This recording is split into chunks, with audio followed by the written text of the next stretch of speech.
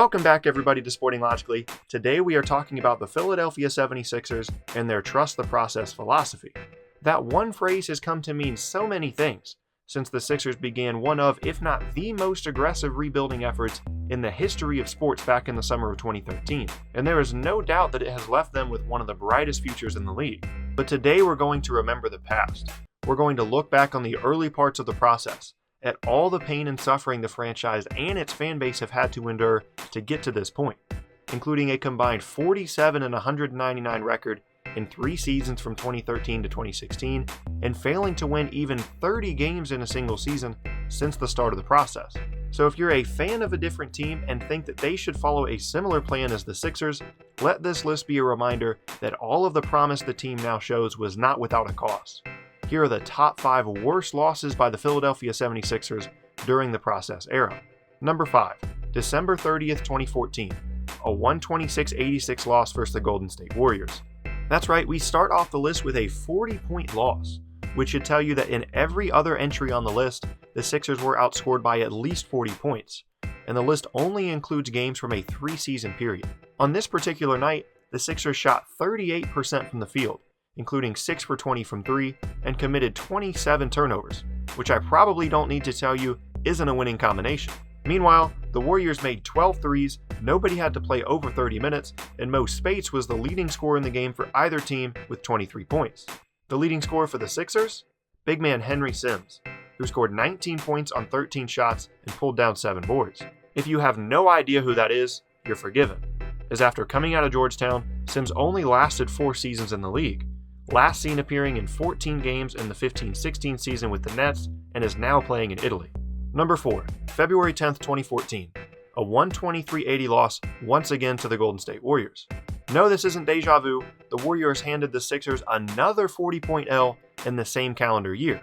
I won't spend a ton of time on this one because the story is much of the same. The Sixers were 2 of 17 from 3, shot 36% from the floor, committed 17 turnovers, and once again allowed Mo, the process killer Spates, to go off on them for 32 points on just 15 shots.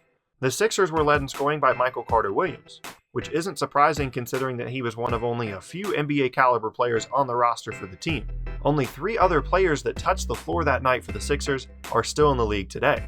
Number 3, February 9th, 2014, a 123-78 loss versus the LA Clippers. Yes, that date is correct. The Sixers suffered 2 of their biggest losses in franchise history on back-to-back nights in February of 2014.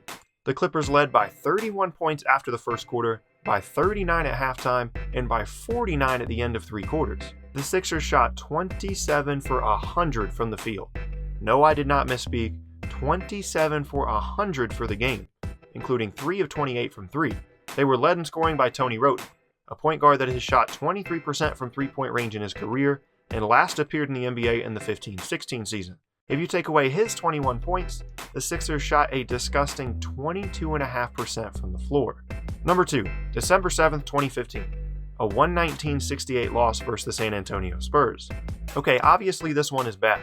A 50-plus point loss always is. But what makes it even worse is that in typical Spurs fashion, their entire team didn't even play, as Tim Duncan and Manu Ginobili both took the night off, and Kawhi Leonard was sick. But that didn't stop the Spurs from shooting nearly 62% from the floor and assisting on 32 of their 47 made baskets. Meanwhile, the Sixers' 3 leading scorers, Nerlens Noel, Robert Covington, and Nick Stauskas, each managed just 13 points, and the team shot just below 35% from the floor. This all came on the same day that Jerry Colangelo joined the front office, as he sat courtside watching the team take one of the top 5 worst losses in franchise history, dropping the team's record to 1-21 at that point in the season. And number 1, November 13th, 2014, a 123-70 loss versus the Dallas Mavericks. The largest win in Mavs history and the 3rd worst loss in Sixers history represents the true one-night low point of the process in terms of the on-court product. Dallas managed to build a 72-29 lead at halftime, and somehow the margin got even worse from there. Philadelphia shot under 30% from the field, turned it over 28 times, and only had 9 assists as a team. Tony Wroten and Michael Carter-Williams were the only 2 Sixers players to score in double figures with 11 and 19 points respectively, but even they shot just 9 for 26 from the field.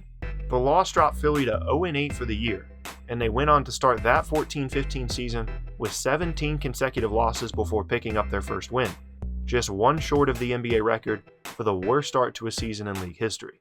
And there you have it. There are the 5 worst losses by the Philadelphia 76ers during the process era. I want to emphasize that I didn't make this list to crush the Sixers for their decisions during this time period. I made it to point out how bad things really got before they started to turn things around this season, and to help fans of other teams understand just what kind of price the team had to pay for their current roster of young and talented players. Thank you guys so much for watching. This has been Sporting Logically. If you liked the video, please be sure to leave a like rating down below. And if you'd like to see more videos just like this, please be sure to subscribe as well. Thank you so much, and I will see all you guys next time.